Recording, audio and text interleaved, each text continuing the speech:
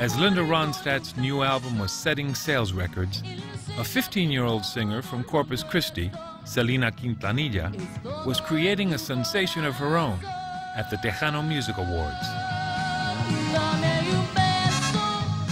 Tejano, the Spanish-language pop hybrid pioneered by Little Joe in the 1970s, had become hugely popular across the Southwest, and Selena would sweep the awards year after year. Selena Quintanilla. Selena Quintanilla. Selena Quintanilla. Selena. Selena. Selena Quintanilla.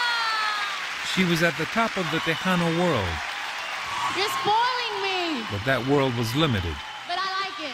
And Selena longed for success in the mainstream English-language pop arena. Ironically, English-language pop was where she began. Selena grew up in a musical family, trained and encouraged by her father, Abraham. I found out she could sing probably around 6 years old. She was just gifted with that. You know, she was born with a gift.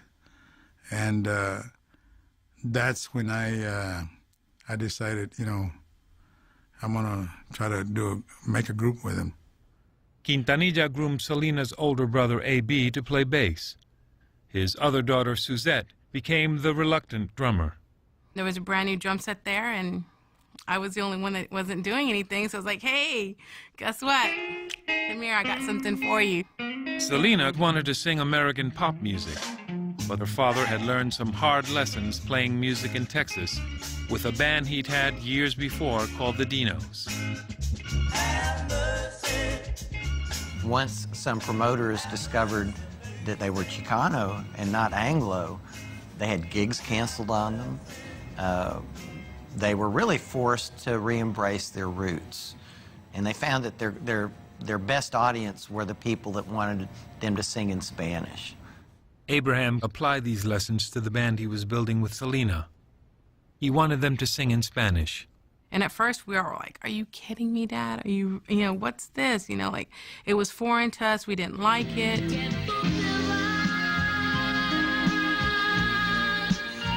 And we didn't know Spanish. So Selena really had to know her pronunciation. She didn't know what she was singing. So I had to sit with her and tell her what the song's talking about, you know, what is the word means, and where to put emphasis, where to put the emotion.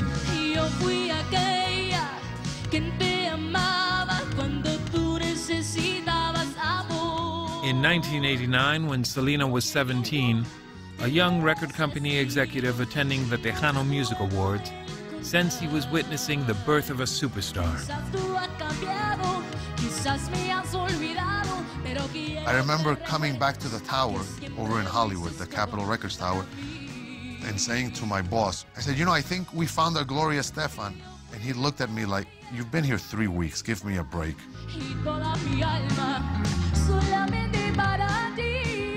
Even though women had not achieved commercial success in the Tejano music business, the truth be told, I didn't sign her to sell Tejano records.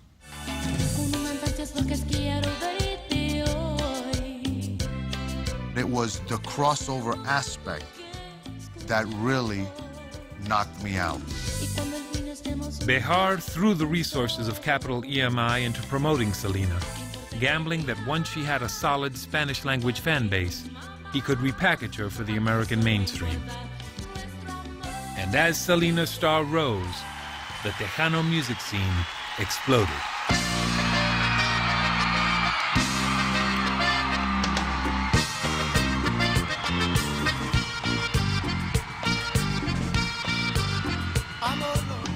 The interest of the major labels in Tejano music changed everything.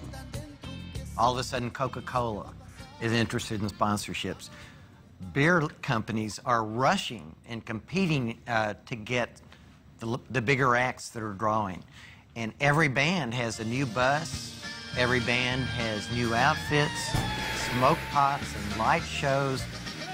It's just this transition overnight from a little kind of rinky-dink, marginalized sound into something that is the next big thing. And at the helm is Selena.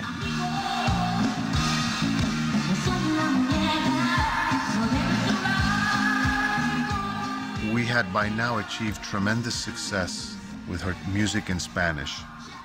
She came over to see me one day, and in the middle of lunch, she starts to cry. I'm thinking it's a joke, because this was Selena's sense of humor, where she would start acting or do something crazy. And she goes, Jose, I've told the whole world, you know how many interviews I've done that my English record is coming out, and we haven't even recorded the first song. And the English album is still coming out. I know we've been talking about like forever and ever.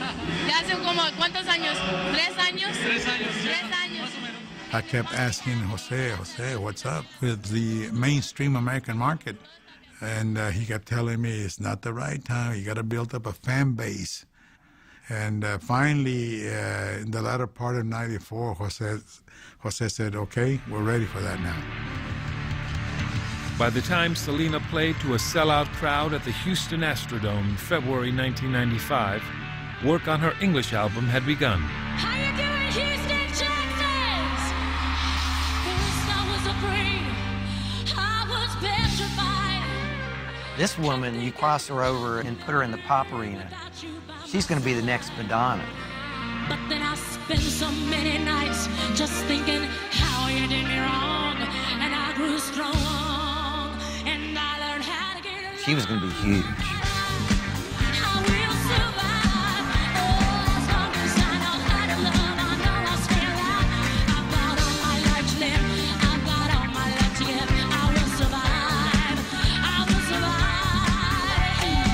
Then a month after this concert, and 2 weeks before her 24th birthday, she failed to arrive for a recording session at her father's studio. We didn't worry about it because she was running late all the time. Yeah, it was around 12 noon, and the phone rang as I walked in, and the receptionist answered it, and she let out a scream. And I asked her, what's happening? She says, Selena had an accident. She's at the emergency room at Memorial Hospital. So immediately I thought it was a car wreck. And I ran over there, and it was something worse. Selena had been murdered, shot by a distraught and desperate woman who'd once been the head of her fan club. The bullet hit an artery, and they rush her to the hospital. But by the time anything can be done, before anything can be done, she's bled to death. Tus ojos ni siquiera voltearon hacia mí. Te vi sin que me viera. 4 months later, Dreaming of You, the album Selena had been recording when she died, was released. It sold over 200,000 copies the first day. It would eventually top 6 million.